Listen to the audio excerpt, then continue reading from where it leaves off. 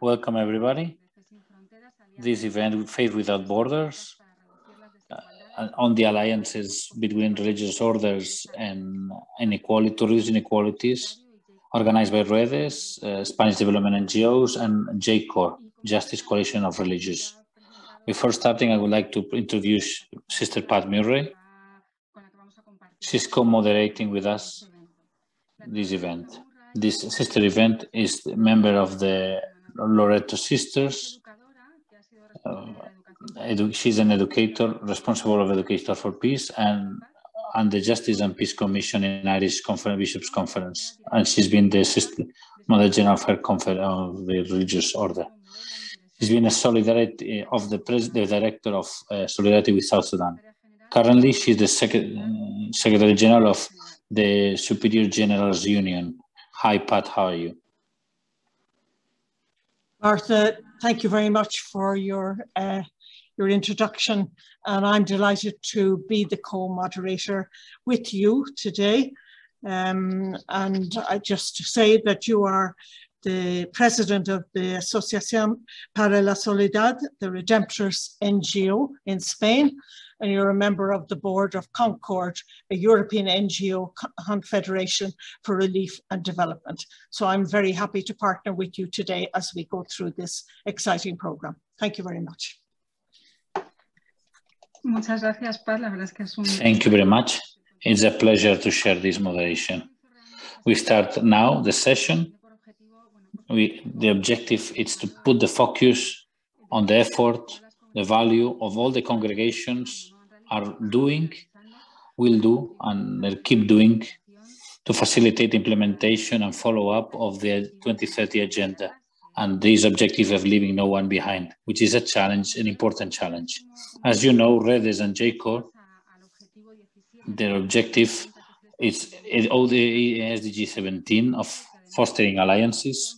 It's a requisite, a must, so that the agenda is done as a whole. From one side, Redes was born from the interest of several religious orders to join efforts, have a common voice, to be close to the people that are more vulnerable. And today, it's a referent in advocacy, development cooperation, and education for development. And it represents 55 religious orders with presence in over 75 countries in 5 continents that do around 1,200 development projects and emergency assistance per year. By the other side, JCOR is composed by 18 Catholic orders accredited to UN that are conscious that during hundreds of years the religious have done a work on care of the environment and development, sustainable development. They are on a very good position, these congregations, to accompany local leaders and global leaders in the fulfillment of SDGs and the Agenda 2030, and to put at the service their experience and work they have done during centuries as a joint interventions of congregations. These 2 mandates of JCOR and Redes has been reinforced by Laudato Si and by Fratelli Tutti. These 2 encyclicals from the Pope reflect widely upon the social quality and politics in our times. The pandemic has put evidence of the fragility of our world system. We see that this mantra of freedom, market freedom, or it was important for development, that we need it, we have realized that it's not enough, that we need something, a way different way of doing politics that put people at the center and their needs at the center. And somehow it's only not answering to economic interests or other type of interests. Or like Fratelli Tutti is saying, we need to come back to put dignity back at the center. And it's a pillar, alternative social structures that we need as society. Congregations today represented in Redes and JCOR feel the call to find these alliances and renew these structures that we need. And we feel the urgency that doubling the efforts and the work that we are doing and share these aspirations and the way that we have done with many other organizations, stakeholders, and in different spaces that somehow might have a different inspiration lay, that we can all together and that we can all go in the same objective that we all need, and put in value this work that we are doing, putting it at the service in order to add.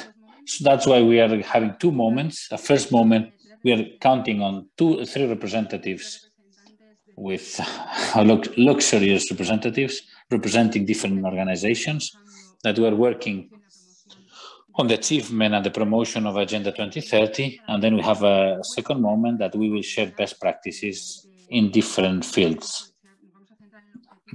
Will be different focus in the reduce in the SDG 10 and their interconnection with other SDGs like 2, hunger 0, good health like 3, 4, quality education, 5, gender equality, 8, decent employment, 12, the sustainable consumption, or 13, action for the climate. So I will give the floor to the speakers. I give them thanks and praise for their participation in our event. I will ask them to be in punctual with the time so that we can have the full event completely.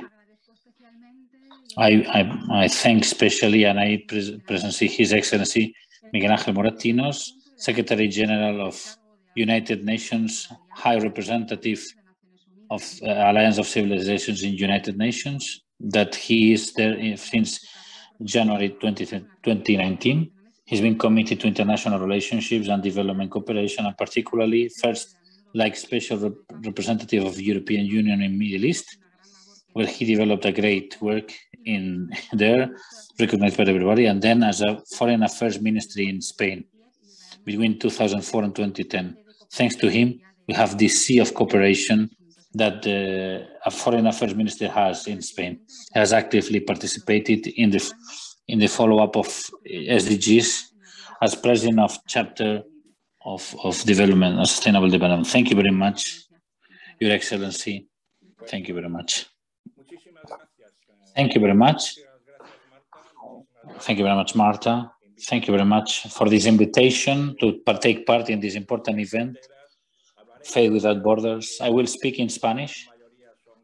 Like a vast majority are fellow from our country, as 5 languages. I will continue to promote diversity in languages.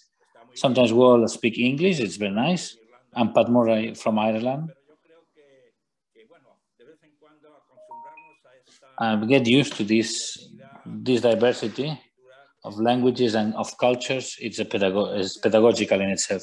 Thanking Redes, we did not mix with Red.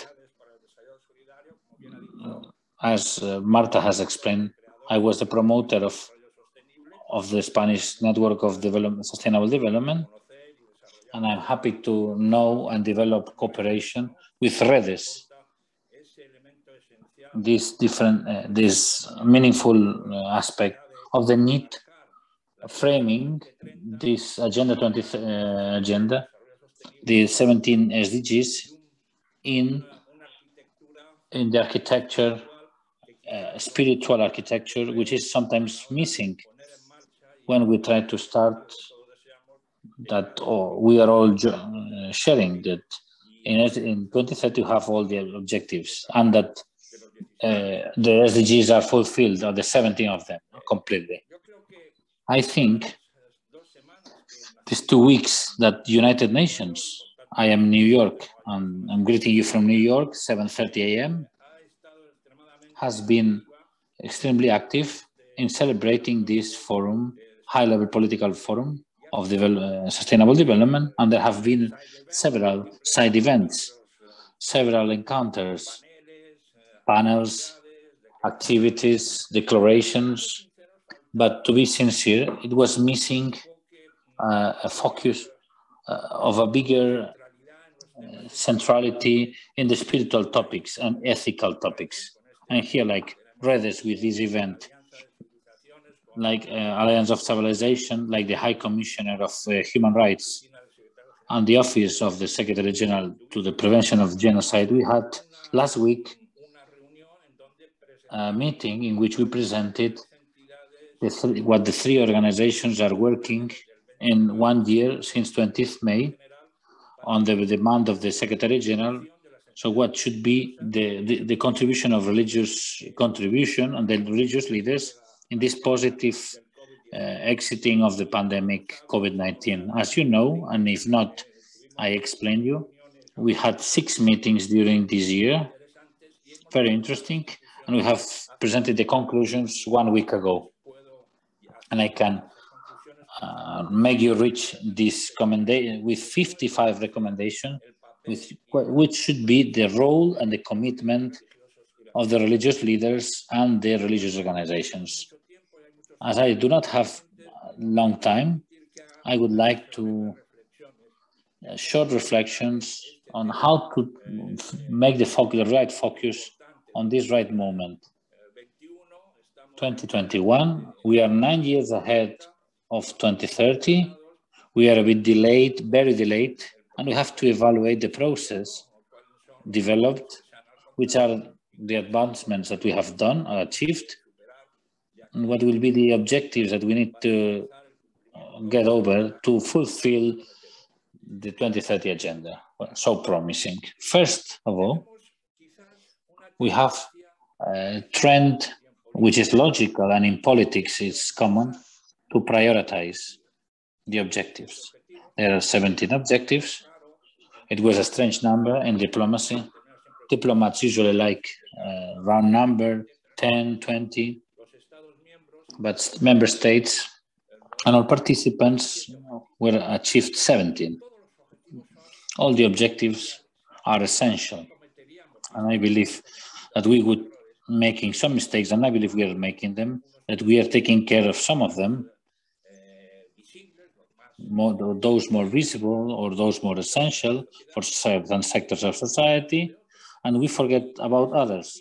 And in this sense, I believe the first lesson that we need to learn from these years since 2015, how can we advance so that all the 17 together, they are interactive, they are related to each other. We cannot advance in education with a big poverty, or if we are starving or we are incapable to live in a city. Each one of them has a raison d'etre, no? A reason behind. Prioritizing and one before another is a big mistake in the methodology of working in the different action plans of different countries. And the paradigmatic case, I don't want to be misquoted or misunderstood, is the famous the 13th objective about climate change. It's true. It's occupying the attention of all the mobilization of society.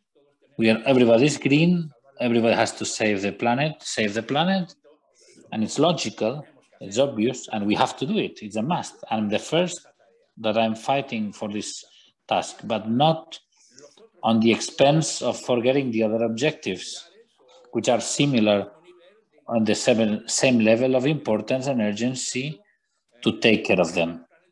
Saving the planet, yes, but saving humankind as well.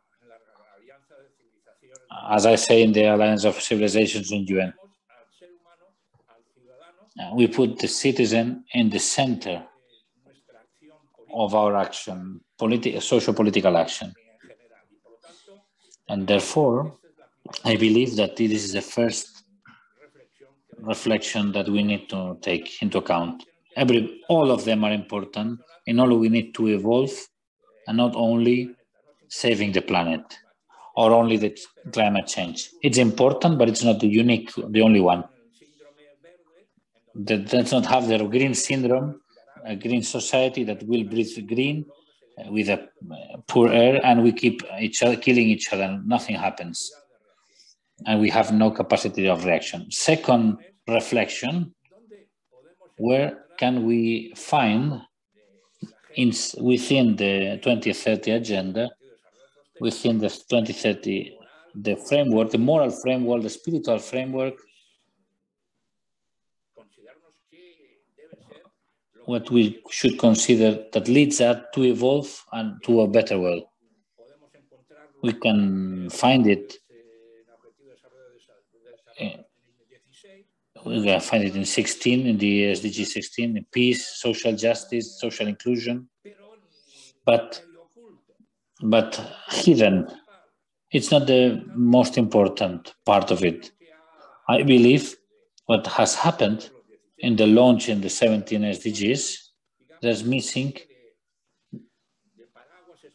an umbrella, a spiritual umbrella, an ethical, that leads societies to look towards the future.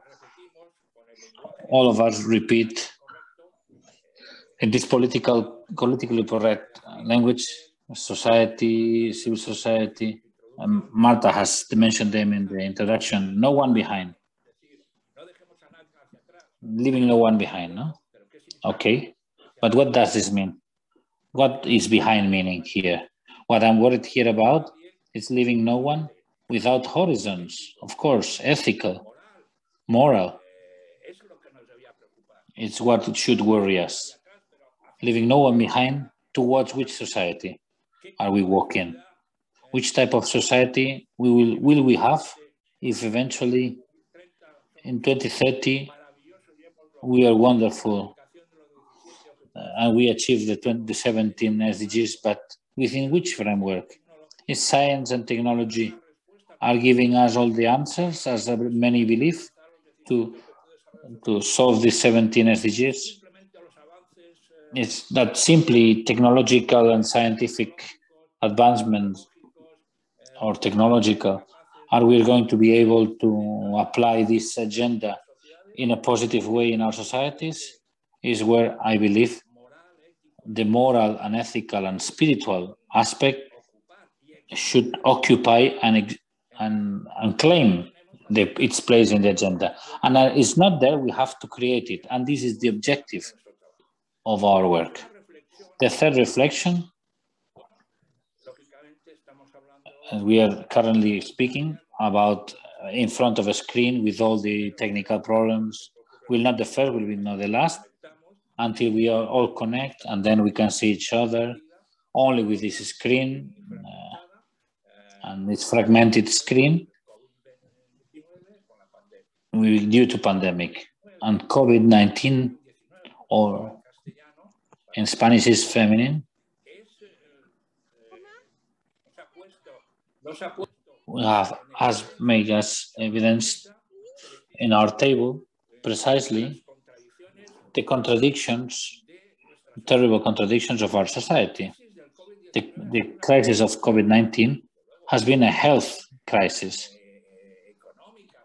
economic crisis, financial crisis, even political, but has been a human crisis. The human has been without any sustain, ethical sustain or moral sustain, and has been fragmented, excluded, discriminated, or put it towards another one in different societies with different problematics. And so I believe we need to recover precisely the roots of the lessons that we can take from this pandemic that we are suffering still, which how to strengthen the centrality of humankind, of the person itself. And the fourth reflection,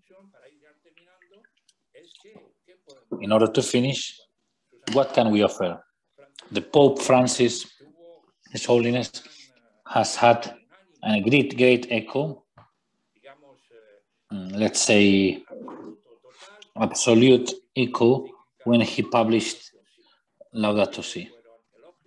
Everyone was saying great words to it. I was there when he presented in the United Nations General Assembly, and there were only applauses and congratulations and supports, and on its encyclical Laudato Si, that has a great value. When His Holiness Pope Francis decides its second encyclical, which is the most holistic, Fratelli Tutti, dear friends, I have to be sincere, This encyclical, the Catholic organizations, as Marta has said, are referring to it. From there to it, we hear about Fratelli Tutti, but not with. It has not the same welcoming like Laudato Si. And why it hasn't this welcoming, no? Because they're friends. Because it's touching to the center of contradictions and problems that we are having, the challenges. Because it's saying what it lacks to the application of 2030 agenda. Because it's telling us, it's showing us the way how to recover the human dignity when it touches and criticizes neoliberal politics or migration policies on different policies, and then the different stakeholders, and looking to another way. You know? Therefore, there's a challenge to mobilize and to develop this type of webinars, of encounters, seminars and conferences in order to disseminate the legacy of Fratelli Tutti. I don't know if they have read it. There are a lot of pages, 8 chapters, and each chapter is a lesson, a moral lesson, ethical, political, and therefore, today today we are used to read a tweet, only 2 sentences. When you ask them to read 2-page text, politicians are saying it's too much. And when you say a text of 70 pages or 60, it's impossible. It should be, we should try to bring that message of whole Pope Francis and mobilize every one of us to get to Fratelli Tutti. He's doing so through concrete initiatives. We like the great Imam of Al-Assad in Egypt, with the Grand Imam Al-Mattayeb, when they signed the document of Human Fraternity document, and there we have several of proposals, especially the proposal of reinforce not only each one of their identities, not in negatively, but because of being Catholic, I'm not going to renounce for my Catholics because of speaking with someone else, with my Muslim friends, or I'm not going to abandon my beliefs or my principles because I'm getting closer to or listening to the representative of the Jewish community or the Hinduist representative, not the opposite.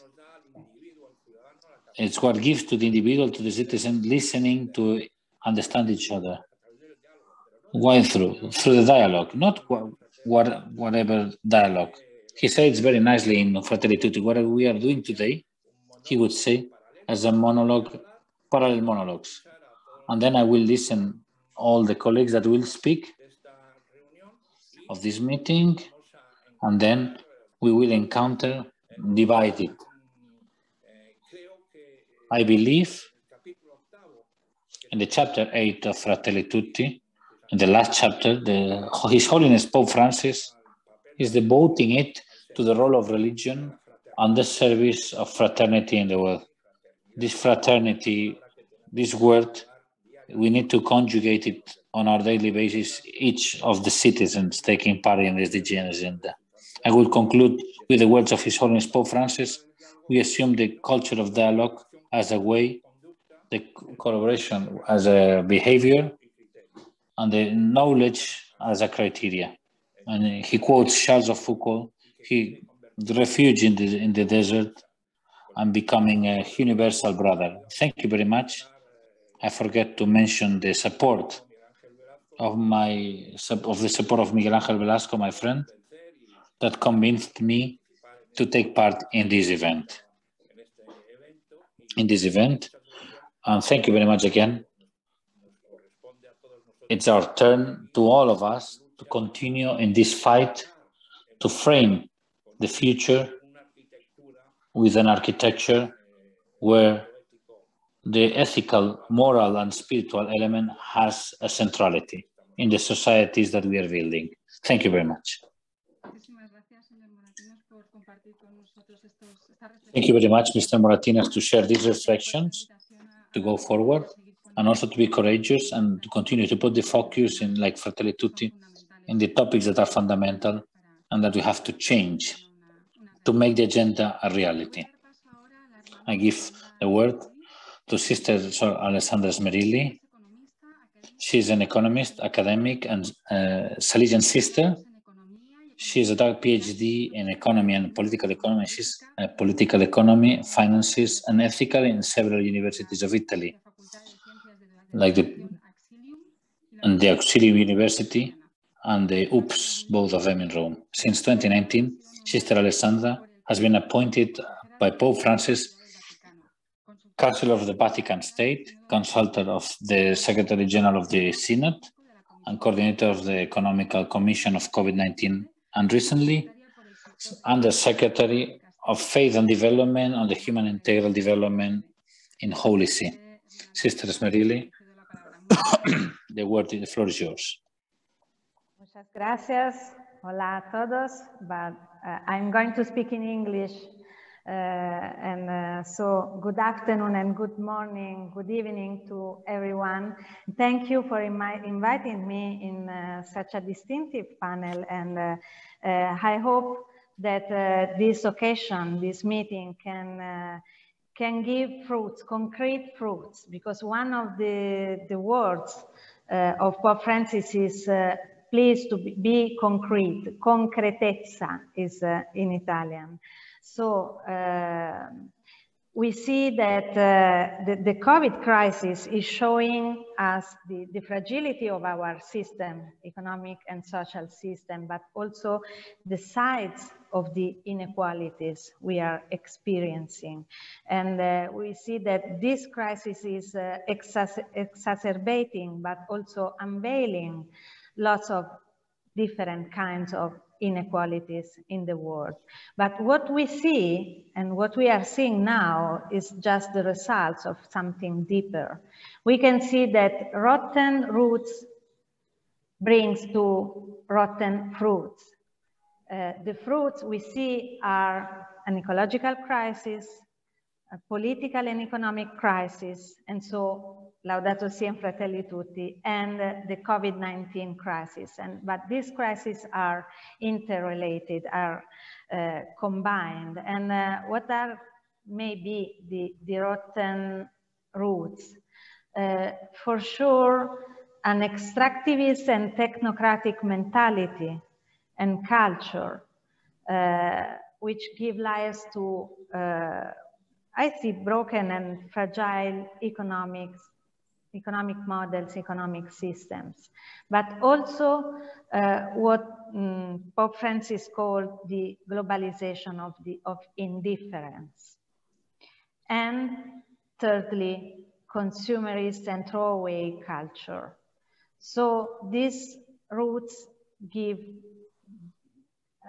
these fruits, which are crisis, and crisis in which the poorest, the most fragile, the vulnerable are the most hit by this crisis. But as Pope Francis did 1 year ago, we can see this COVID-19 crisis as the opportunity to create something new.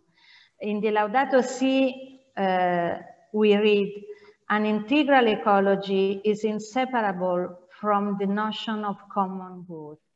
And so the response to this crisis is to look at the world as we know everything is connected. We see in the Laudato Si, but also everyone is connected. All of us are connected, and this is the main message of the Fratelli Tutti. And we should take these two main messages and put them together. And so we see that the importance of pursuing the 17 goals. I agree, because the reality is complex, we need to address it in a complex way. And so we need all the 17 goals all together. And during the pandemic, so we need to address all these goals, but we need to address them in the light of the crisis, of the pandemic crisis.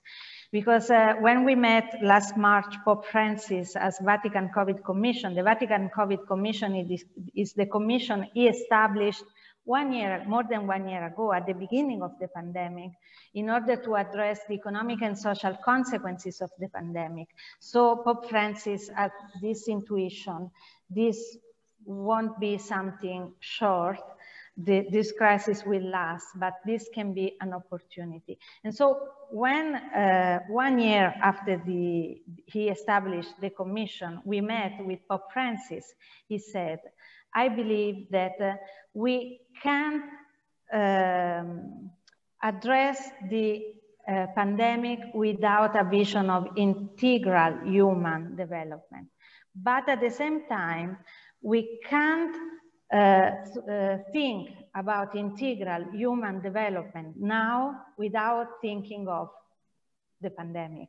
So the two are interrelated. And when he established the commission, he said, please, you are here, we are here together to prepare the future, which is different than to be prepared for the future. We have the opportunity now to prepare something new. To be prepared for the future it means to adapt ourselves to something that is coming. To prepare the future is to say we can do something now to change the future. And we know is often repeating that the pandemic is a crisis and we emerge from a crisis either better or worse than before. It's up to us to choose. So for this reason, he established the commission, and the commission has 5 working groups. One is devoted to listen, because we have to learn from the reality, listen to the local churches, listen to the religious institutes, listen to the poor, in order to see where the consequences of the pandemic are worse. Then there is a second group devoted to analyze and make proposals. I belong to this working group number 2. We have 4 task forces, and this means that we should work in an interdisciplinary way. So we have an economic task force, ecological task force, health task force, and security task force. And we work together with this methodology, which is at the basis of discernment: see, judge, act. See, listen. Judge means analyze, and then make proposals to be concrete. Then there is the third working group devoted to the communication. It involves the entire dicastery for communication at Vatican. The working group 4 involves the Secretary of State, so the relationship with the other states and with multilateral organizations. And finally, the working group 5 is to raise resources in order to make everything working, all of this working. And Pope Francis said, prepare the future, do it from the perspective of the most vulnerable, of the poorest, but do it with creativity, agility, professionalism, because we need something smart now. We need to move, we need to go fast. And so he gave us 3 priorities, which are health for all, food for all, jobs for all. Health, food, jobs, something very basic for people.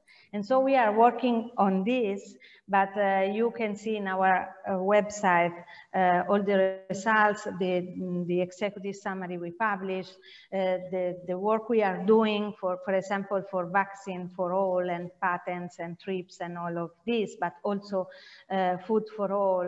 We are involved in, we are working towards the pre-food system summit, UN Food System Summit, and the Food System Summit, because we know that Pope Francis said hunger is criminal. We can't leave people die for hunger, and we must do something. And then jobs for all, because also jobs is something basic. And but in order to make all this concrete, because Pope Francis was asking, please to be concrete, please do it with others, with partners, in partnership with everyone. You were speaking about alliance.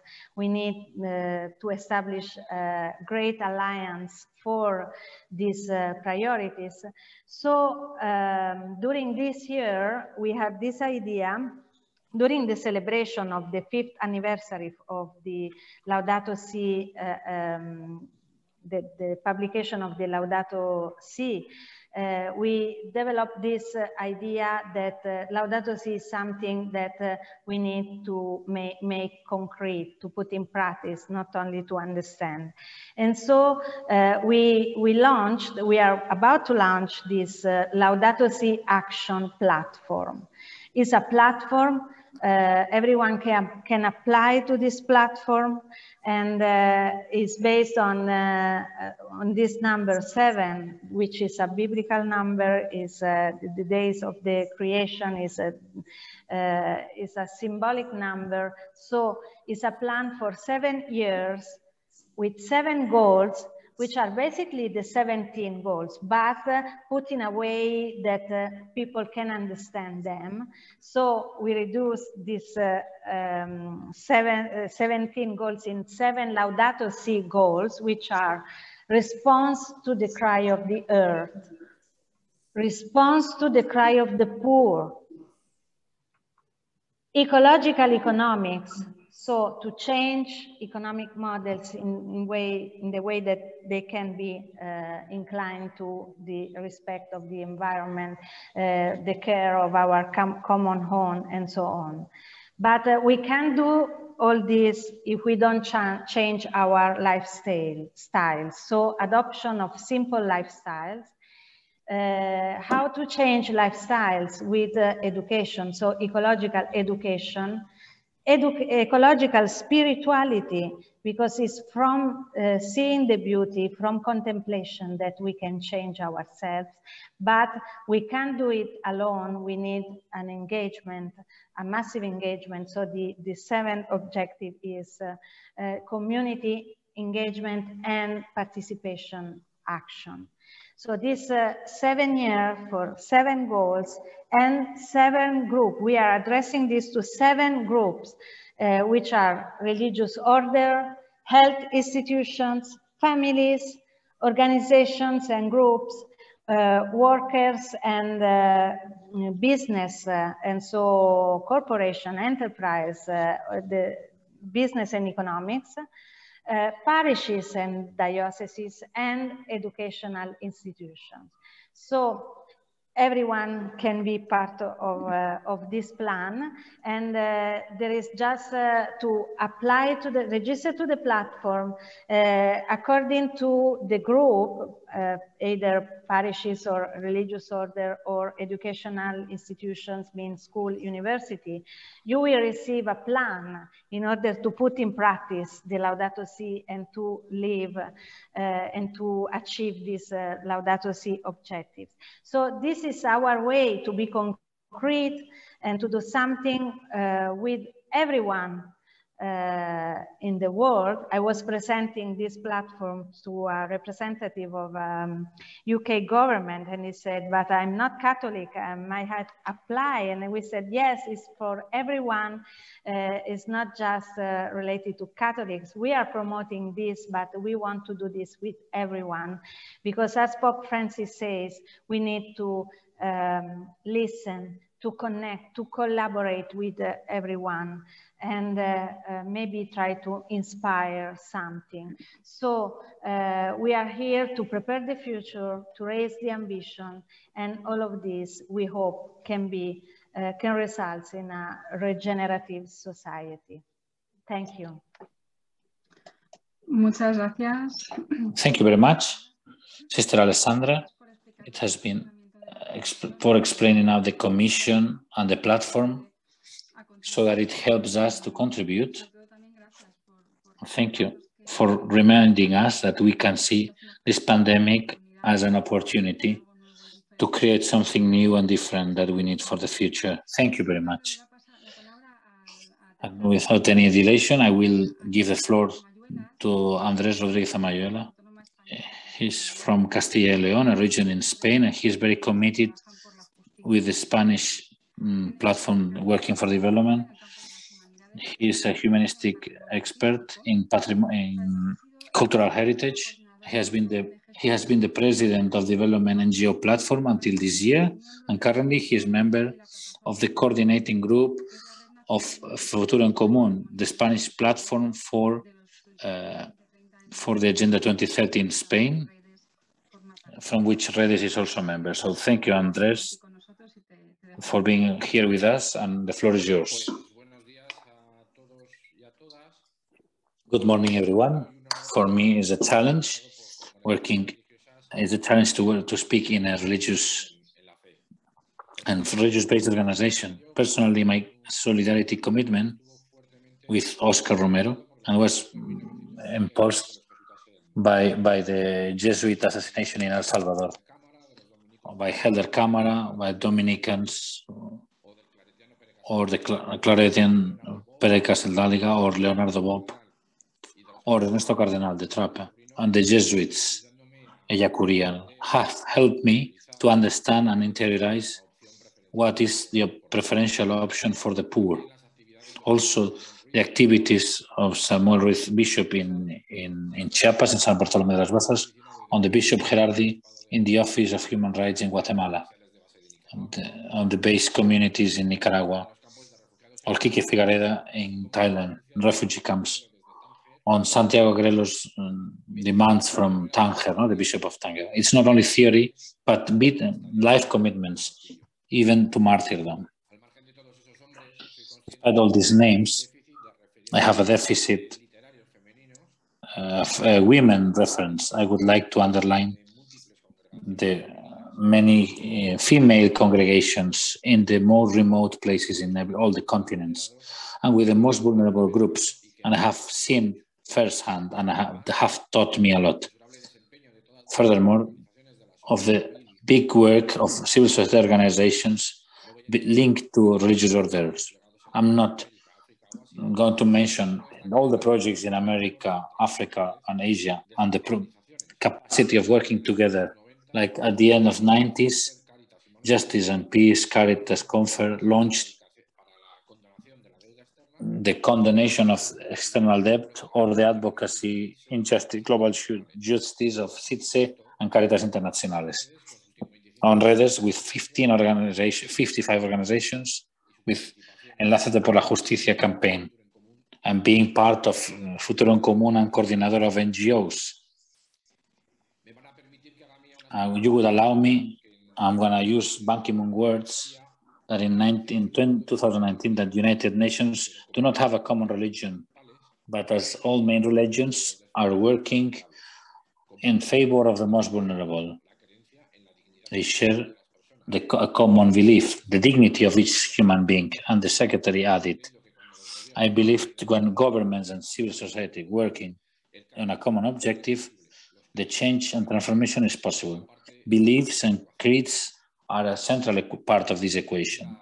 And the causes of the current situation of eco-social and health situation are the inadequate response of the international community we are giving. Inadequate response, it's not me saying it, it's United Nations saying it, in the moment that they are, since 2020, as 2030, the decade of actions to accelerate the transformations that need to be put in place to make 2030 agenda reality. I was saying that the causes of this situation, you can resume them in three. At first, an economic system on production, which is selfish and consumist, with increasing technological capacities. But we become the predators of the natural resources, and leads us to a disaster, ecological disaster. And it's already said, but we must repeat it. It's very detailed in Laudato Si. The second cause is a culture, dominant culture, that legitimate an economy that kills, wording from Pope Francis, an economy that kills, and that, as Sister Esmerili was saying, that gives away certain people and leaves only no man lands. No? A sociologist Saskia Sashen is defining that places that are left apart from development and are not of no interest on this global context. The third cause would be the social indifference, both individually and collectively, that doesn't allow the perversity of the situation, and it's taking out the pain, this indifference that also Pope Francis is referring to. Towards this first cause, we need to be militants, activists, politicians also turn in order to transform the system. And here we need the participation of everybody. Everybody has a capacity to give something, even public administrations, companies, or universities. And we need to think solutions which are innovative, that allow us to work together in a common future that is more inclusive. And here I'm taking again what Mr. Moratinos was saying, and what Jewish rabbis were saying, that when we were saying those who are focused justice, social justice, and those who are those who are to interrelate social and ecological actions. We need to put them together and should work together. And also Pope Francis has mentioned, this crisis has two phases, one social and one ecological. To fight the second cause, we need a new vision. That is also 2030, it's starting to point out with this global pact that is proposing us developing sustainable development as a safe space for humanity.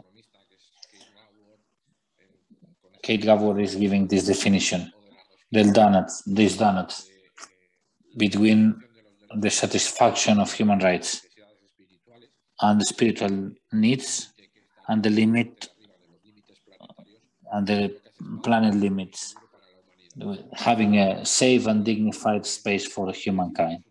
On a bigger scale, we need a bigger transition, cultural transition to change all what is in the way we understand the world. And finally, for the third cause, we would need is a new spirituality.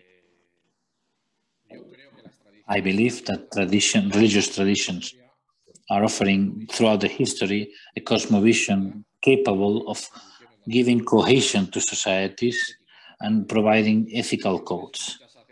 And one of its several acceptions, religions, means reestablish relations that have been broken with God, with oneself, with the other, or with the creation.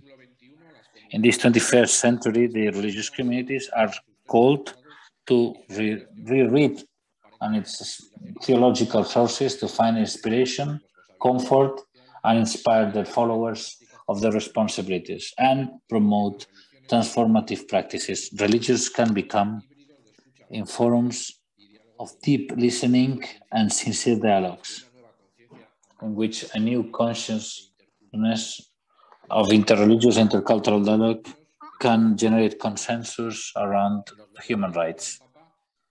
Pope Francis also reminding in Fratelli Tutti, where we cannot admit in the public debate, only powerful people and scientists have the word.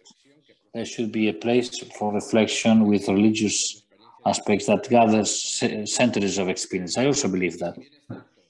And even if it's true that religions alone cannot solve the big problem of sustainability, it's not less true that without taking into account the religious contribution, its resolution will not be possible. It's a must that we need to work a network like GCOR or Redes or in Futuro en Común or Coordinadora, with what we say in Spain, cross-politizations, that all of us can speak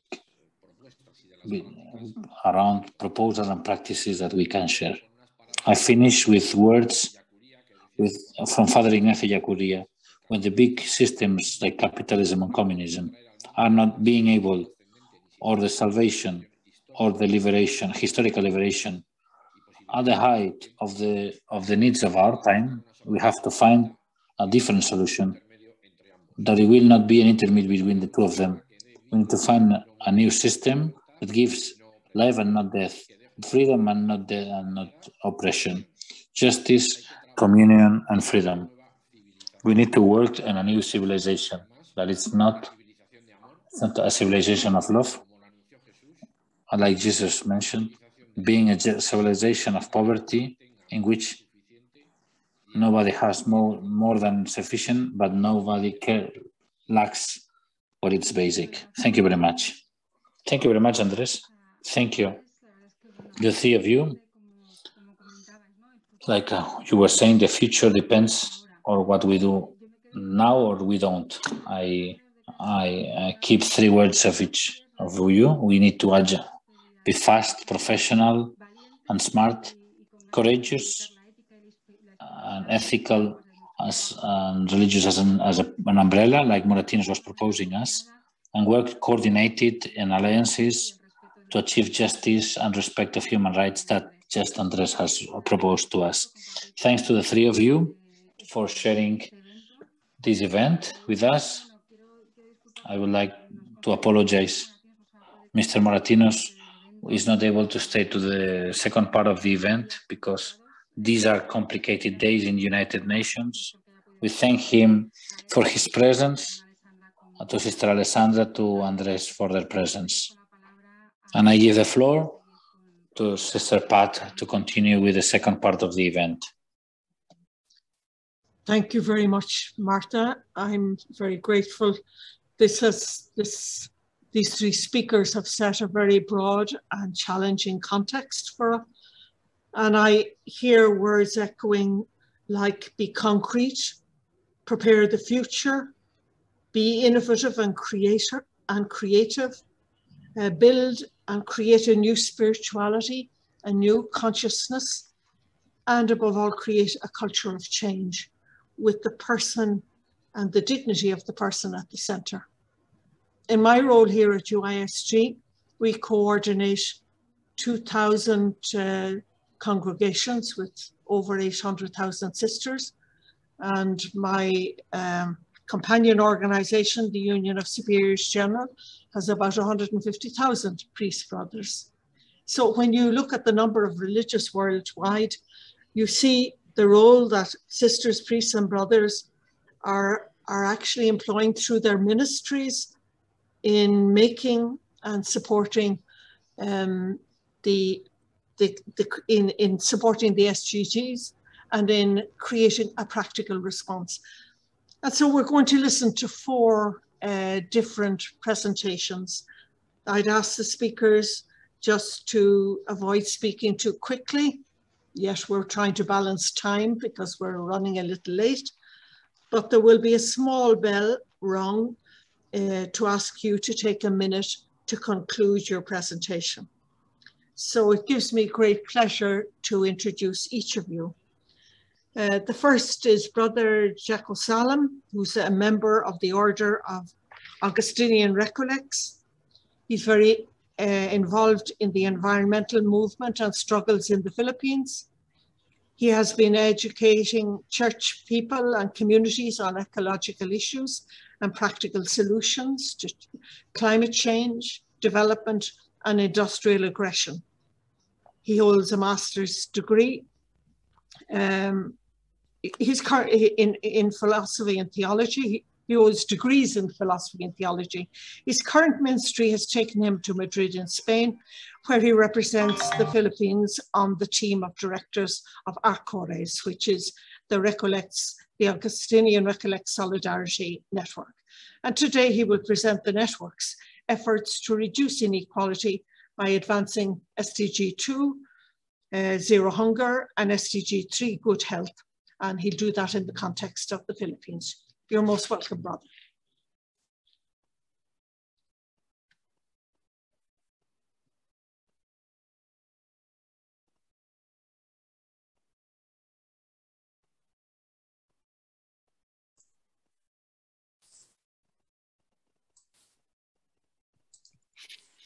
allow me to present the Arcores initiative. Arcores is the social arm of the Augustinian Recollects in the global response to social problems. Our Arcores is Red Solidaria International Agustino Recoleta. And I will be presenting the projects in Arcores, Philippines.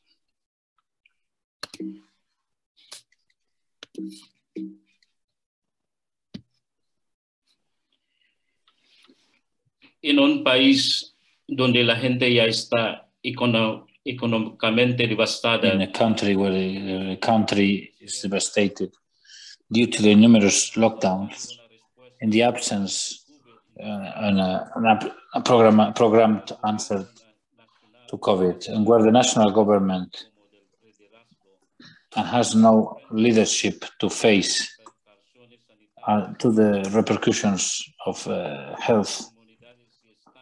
And the people of communities are putting together in a simple and a revolutionary way.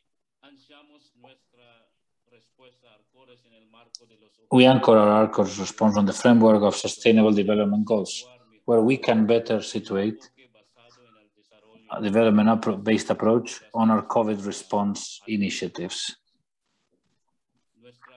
Our areas, our program in 2020 until today, taking care, we protect humanity, are focused in the objective number 2, zero hunger, and number 3, good health and well-being. The interconnection of these objectives are focused towards reducing inequalities, also to other objectives. Our responses, being responsive to needs, relevant and replicable by other groups. Our Arcores Philippines is promoting the campaign of establishing Kindness Bakery. Arcores Philippines is promoting as a localized approach to augment the needs of the people during the COVID-19 pandemic. Aware of the impact of the lockdown that started in March 2020 in the Philippines and currently is being intermittently done, people are in need of food during this crisis. Thus, the Arcores Kindness Bakery is making bread for the people affected by the COVID-19 crisis. People can avail of the bread products from the Arcores Kindness stations. The bread will also be strategically distributed to remote communities. Our first Kindness Bakery was started by the Augustinian Recollet nuns of the San Ezequiel Moreno Monastery in Bacolod, known for their cloister life, who actively participated in our COVID-19 response initiatives. At the start of the lockdown, they made PPEs, face masks, and medical gowns for the frontliners, and later, thereafter, established a Kindness Bakery to participate in solidarity work,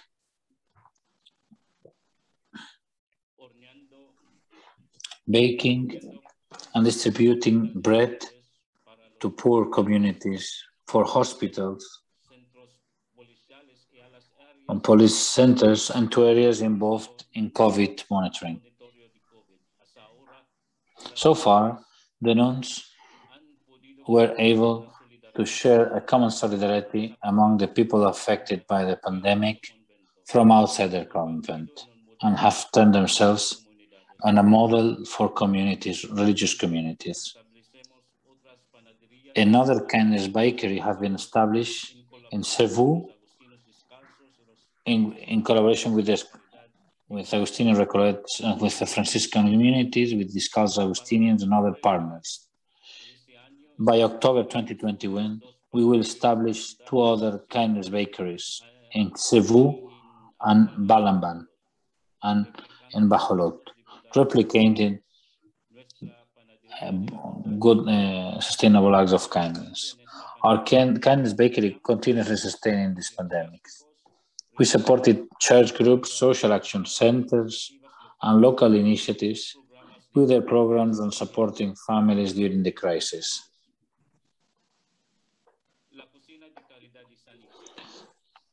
St. Ezekiel's Charity Kitchen.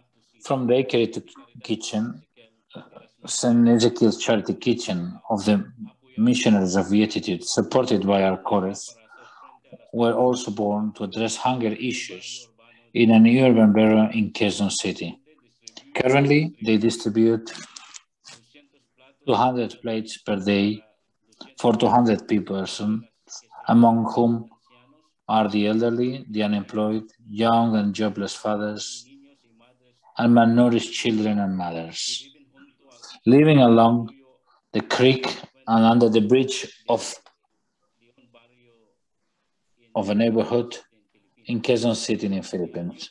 In May this year, this initiative was monitored by military personnel when the government started to be suspicious of people-driven initiatives. For a time, the priest in charge was in hiding, but the charity kitchen remains in operation.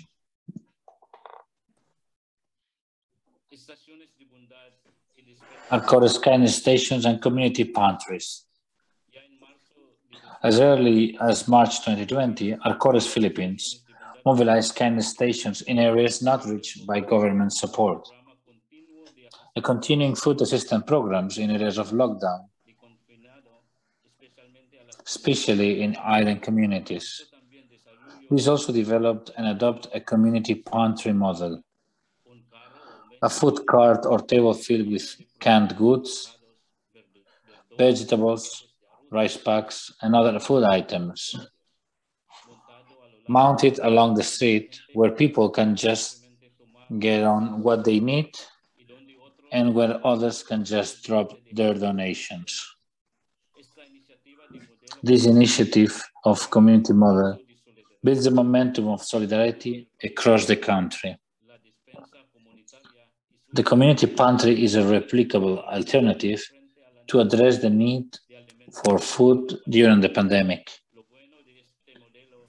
The good thing about this model, not only Arcores is doing it, but the people themselves are giving their share and even establish their own community initiative. Since May 2021, in the Arcores network, there were already 18 kindness stations or community pantries to date.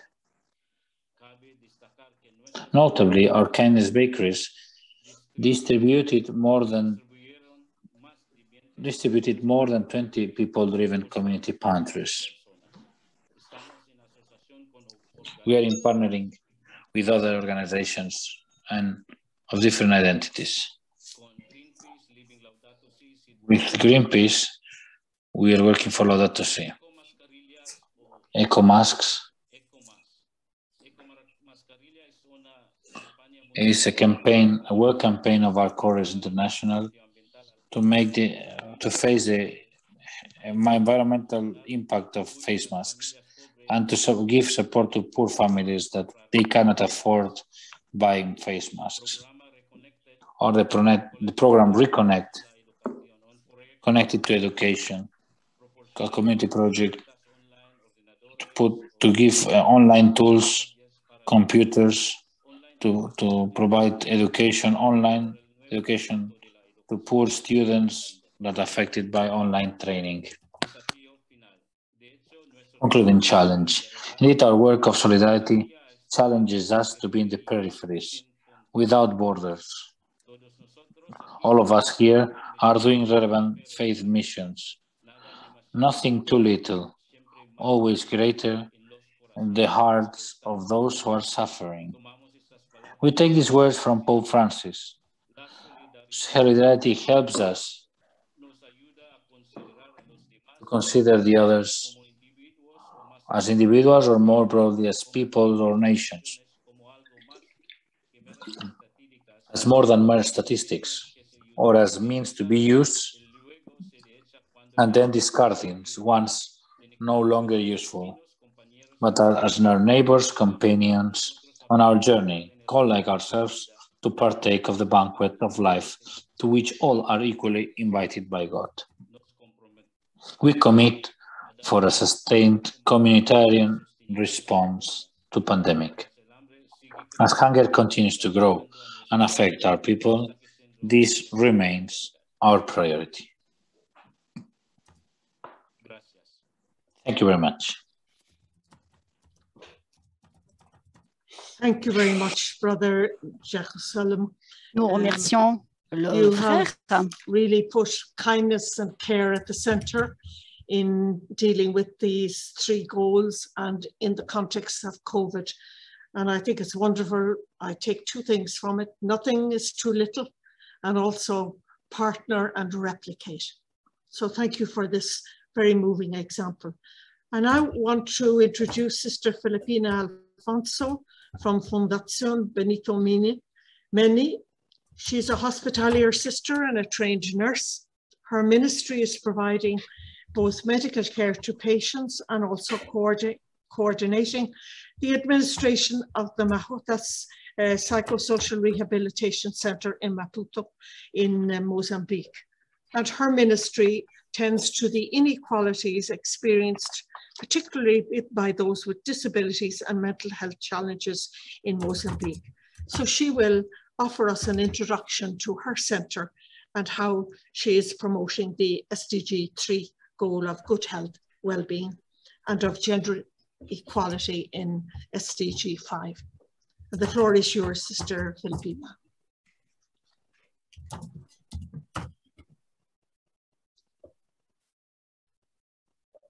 Buenas tardes. Good afternoon. Good morning, everyone. From Mozambique, where I find myself, I would like to thank to all that are accompanying us in this moment that we reflect upon and we share our experiences on the sustainable development. As hospitarian sisters of Sacred Heart of Jesus, we take care of people that have mental health diseases and children with disabilities. From our foundation and from our charism, we believe that we put our contribution in the 2030 agenda with our little action to what we are called to live.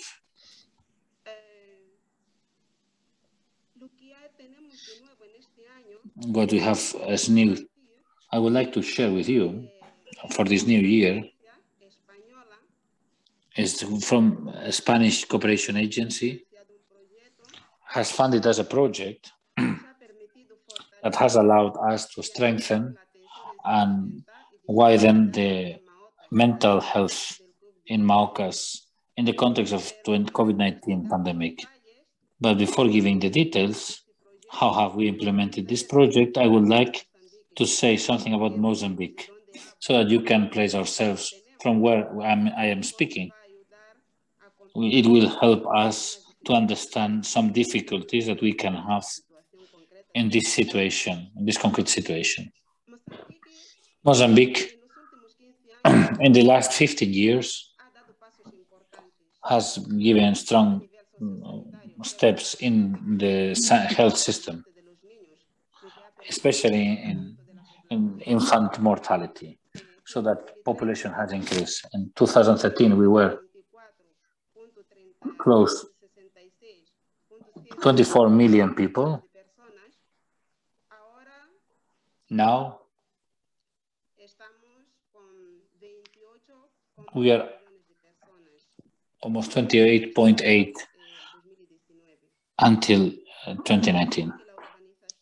And urbanization is presenting improvement, even though Mozambique is considered one of the less developed countries, being the position 180 in the index of human development.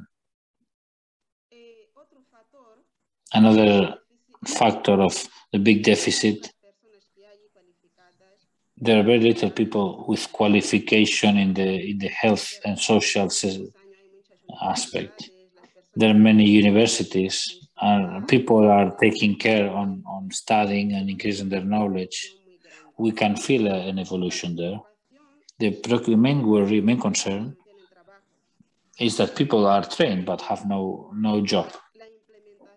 The implementation of projects, of private projects, is not simple due to the policies that we are living, but we are evolving positively. At the center, and in our center, that belongs to the Hospitalarian Sisters of Sacred Heart of Jesus, has started its activities in 1988, taking care of with people with mental health problems, and since 2000 and 2002 with children with several disabilities to whom we devote. With COVID-19, the project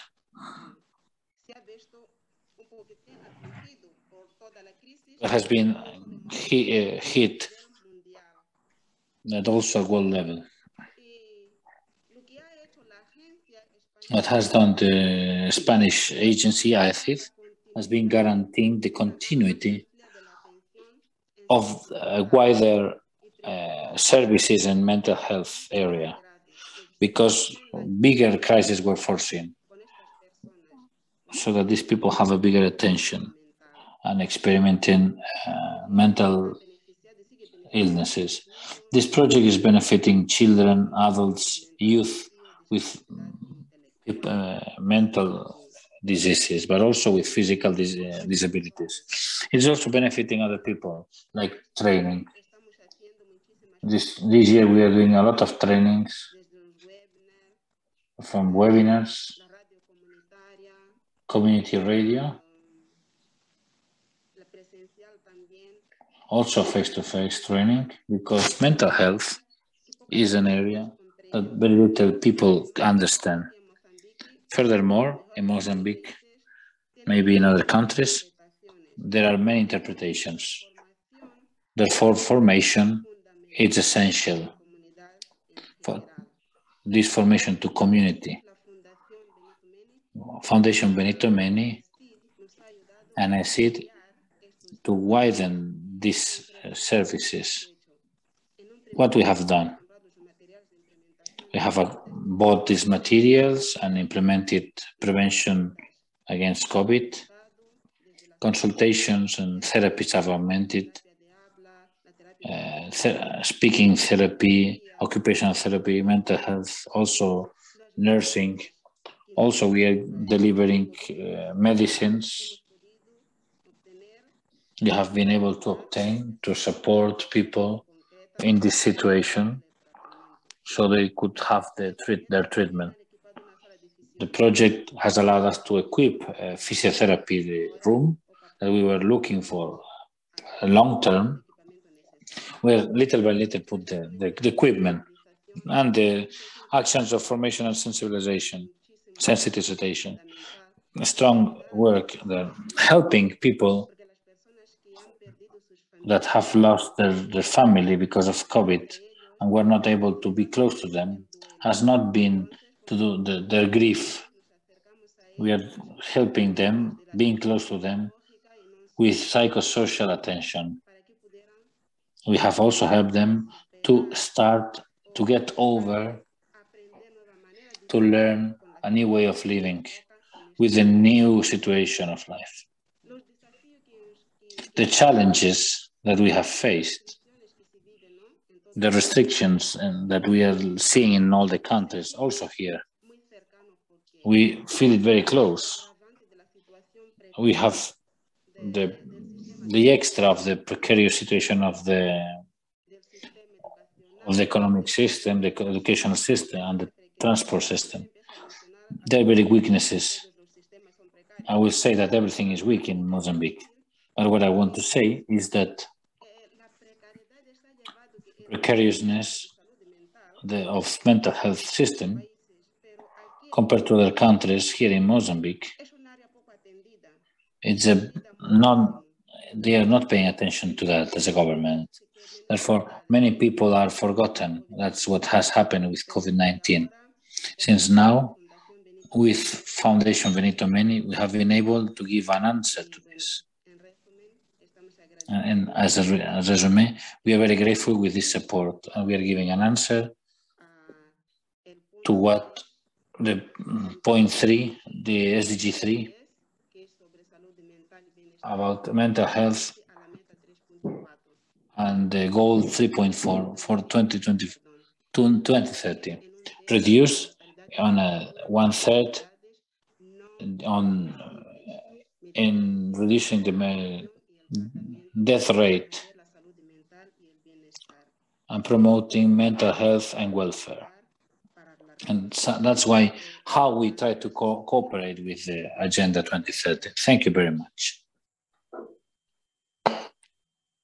Thank you very much, Sister Alfonso, for setting the context of Mozambique for us and for describing the partnership so well and the benefits that have been achieved for those who have mental health problems and also children with disabilities.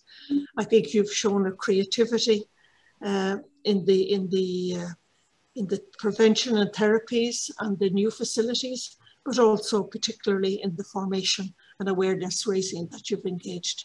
So thank you very much. And in a sense, showing you're already pointing to the benefits that are there for the people of Mozambique. Our third speaker today is Father Andre, who's from the Salesian Fathers. He's originally from Haiti. He's dedicated most of his life to the Ministry of Education. As a Salesian, he has served as a professor and director of the National School of Arts and Trades and the Vincent Foundation Professional School. He holds diplomas in electricity, philosophy, computer science, and theology, as well as a master's degree in educational sciences.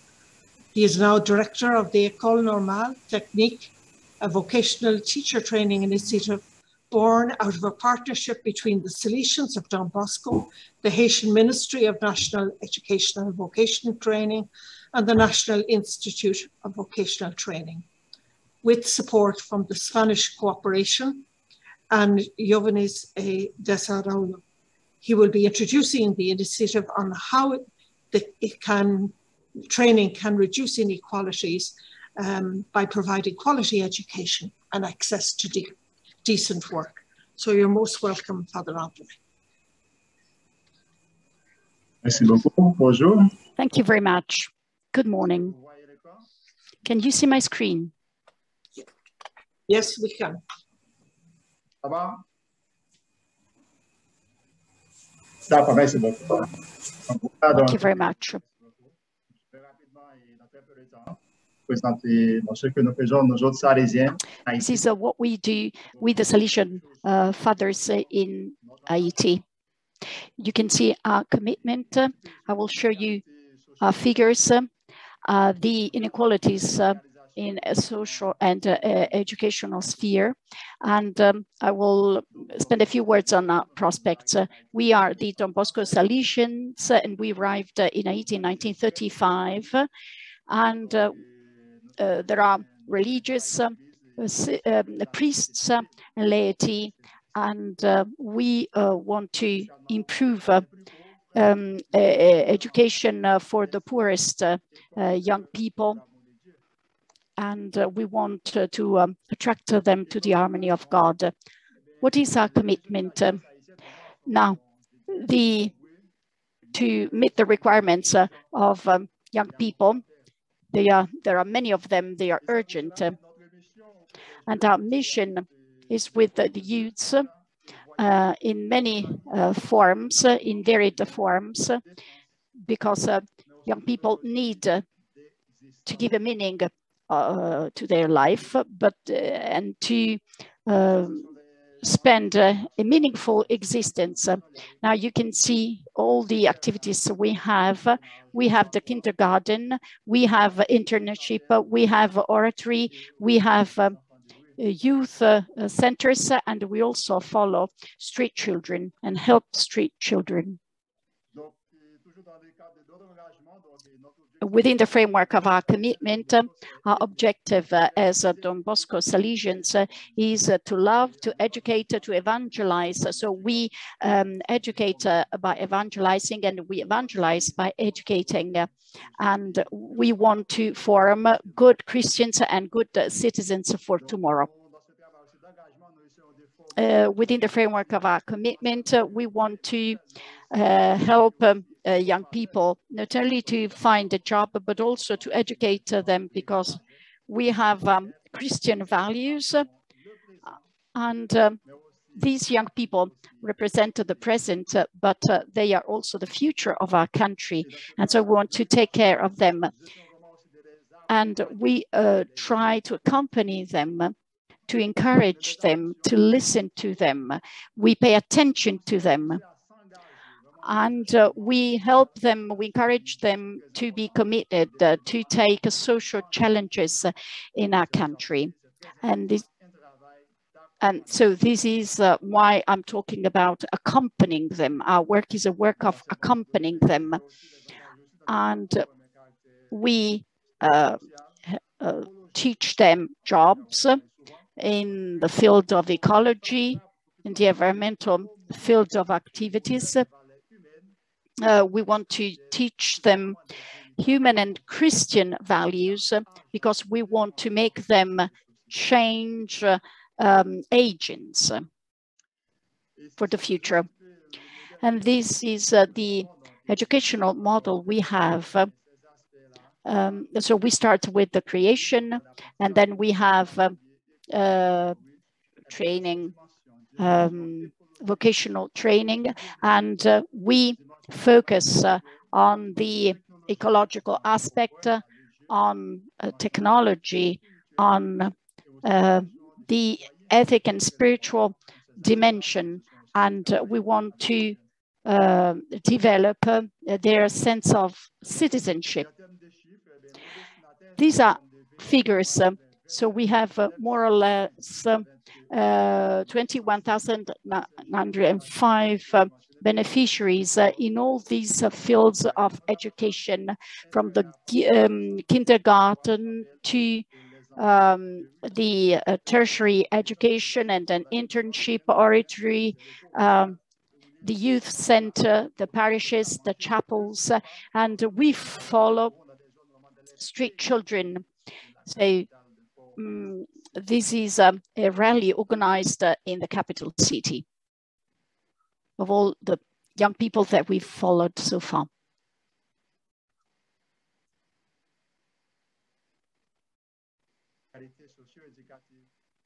You may have connection problems because I can't hear very well. So we have many socio-educational inequalities, and we want to try and solve this problem. So there are public schools, high schools, but there's also private schools, and these are all the categories of private schools. This is called very bad quality école borlette, very bad quality schools. Then we have independent schools, and then we have schools run by congregations, but we also have international schools, so forming people to live abroad.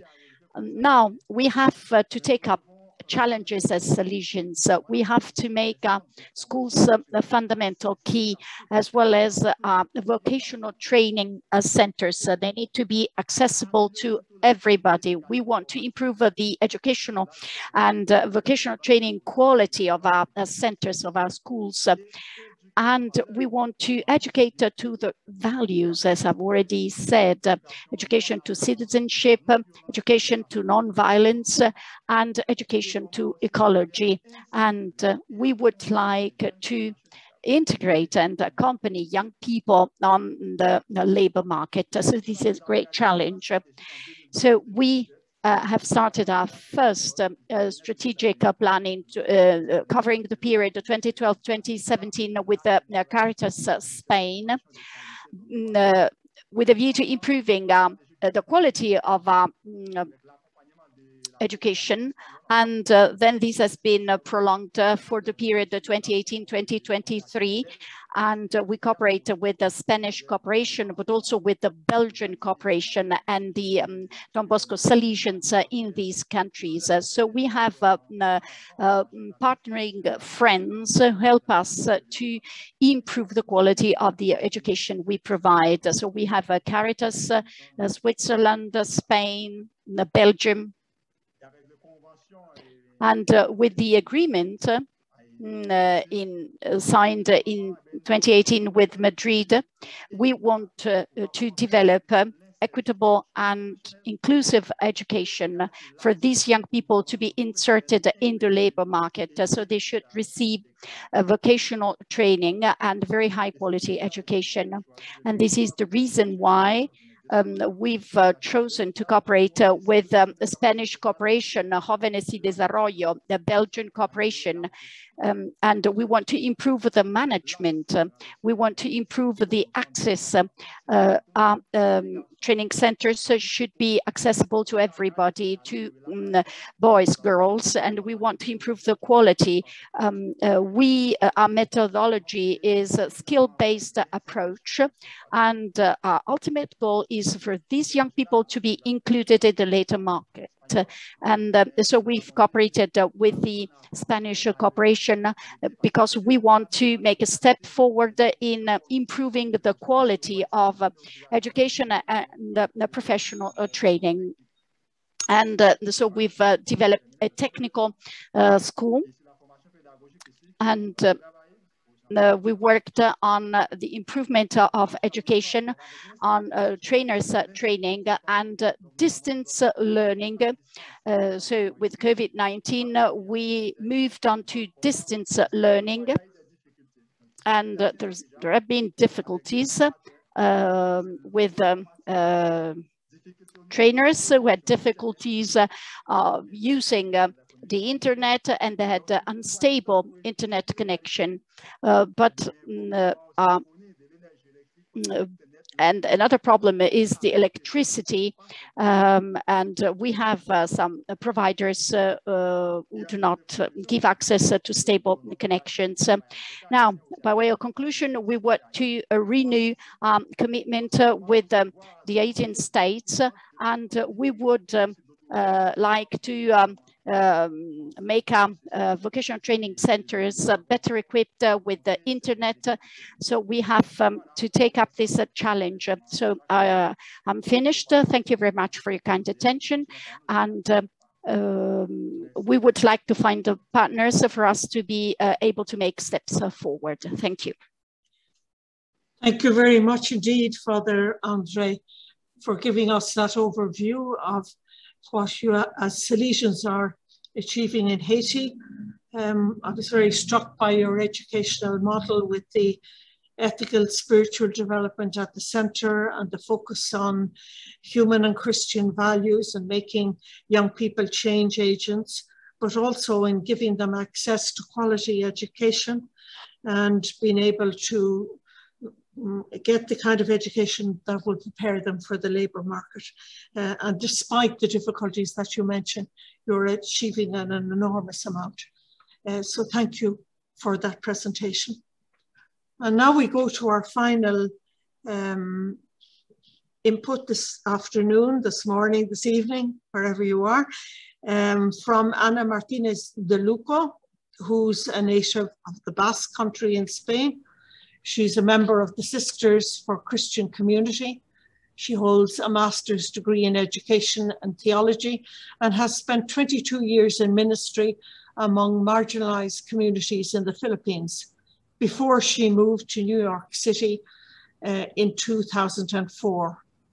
And in New York, she co-founded and became the executive director of Sure We Can, a nonprofit, homeless-friendly center for the redemption of cyclable and organic materials for urban gardening and for sustainable education in New York City. Anna will share how her ministry helps advance progress towards SDG 12, responsible production and consumption, and SDG 13, climate action, while also reducing inequality in the largest and most diverse urban community in the United States. You're most welcome, Anna. Thank you. And buenos días. Voy a usar Good morning. I'm going to speak in Spanish. So, because we are using this language, and I'm speaking from New York. Thank you for this invitation to share the objective 10, reducing inequalities between 12 and 13. And I will start from 11, sustainable communities that embraces everything. The challenge of Sure Weekend that made me come today here, it was born as a response of a need to have exchanging what was collected in the streets so that they have a gain. And it was a result of my sharing with homeless people. When we had a decent place, we managed to have a place to have a urban farm and recycling disposal. But today, after 13 years, the vast majority is living on a stable way, have rented an apartment or a room, and have enough resources to live with dignity. So that project I have left, I am devoted full-time. Our home project that was born as a response to this minority that still remains, that despite working in recycling, they are still in the street, rejected because they are alcoholic. In our home, they are respecting the common home, earth, and at the same time, we believe that each inhabitant of it has a right, has a right to a place that feels home with the little resources that we share. A month ago, after looking for it, we managed to have a small farm where we can grow vegetables to have some food, and we want to start building some huts, tiny homes, 6 or 8 square meters with reused materials, so that they have privacy and protection, but also have common places, sharing food, the dining hall, their bathroom with solar energy, collecting rainwater, also a bathroom that provides gas to cook. The very little that each one of us achieves is shared, and have preference those who have been in hospital with severe problems of health caused by alcohol, and with determination of trying to get over those problems. But if they go back to street, they will not be able to recover. That's why we work with the hospital team in order to follow them up. And we also are connected with families, being able to recover those family bonds due to alcoholism. I like the question, what I have learned. Like, it's not normal to be done this. I've learned that equality and sustainability are very linked and are achieved by practicing them. Because yes, we are different, but we are equal in our capacity to contribute to our unique richness that we all carry. Because living sustainably is normal, it's natural, it's the civilized way. While expending too much destruction and exploitation of natural resources, it's a barbarian way of life, uncivilized, certainly not typical of our 21st century. I have learned to give value of the lifestyle that one day I discovered, and that many of them have chosen, that has facilitates of giving myself completely to these communities and to these SDGs. Not having couple or my own family is allowing me of being friend, companion, sister of anyone which I met in my way, fostering mutual respect among different races and peoples as a human family. Not having nothing of my own is facilitating me sharing everything, bed, food, because everything is ours, or it's for those who are most in need. Living connected, moved by this great wisdom, which called love, makes me be risky, taking risks, going further than plans, distinguishing and defending what is good, just, human, in face of legal, of what is allowed, and really, I leave it as such. Welcoming so much wisdom by the others, believing that everything is possible when you walk, sharing, supporting one another. Which help I would ask the governments, I would ask openness to change laws when these are not fostering common good, or they are not answering the needs of communities. One example, New York has a great problem of homelessness. And they are not allowing us, giving a ground to develop these projects of sure we can or our home. Technically, we are not allowed to develop these small houses due to laws which are obsolete, outdated. Those who see, like me, the need of these changes, we have the responsibility to push for them. What is good and necessary is also legal, allowed, and even fostered. And they say homelessness is today a pandemic that requires more than vaccination because of its big complexity, human complexity. That's why we need space and time to share spaces, concrete experiences, in order to test what works and what doesn't. Listening with patience and respect and empathy to those who are living these realities, and especially developing strategies, preventive strategies. I believe that all of us have to work to build a urban culture, human. Thank you very much for the invitation. Thank you very much, Anna. I think your presentation highlighted for us, the terrible dichotomy of people who are living ecologically simply and yet are on the margins of life as homeless people and haven't got what they need. I think your own example, as the examples of others who went before you, is when we can do what we can do with others, build partnerships and find ways in which we can challenge what blocks and keeps people from living their full human dignity.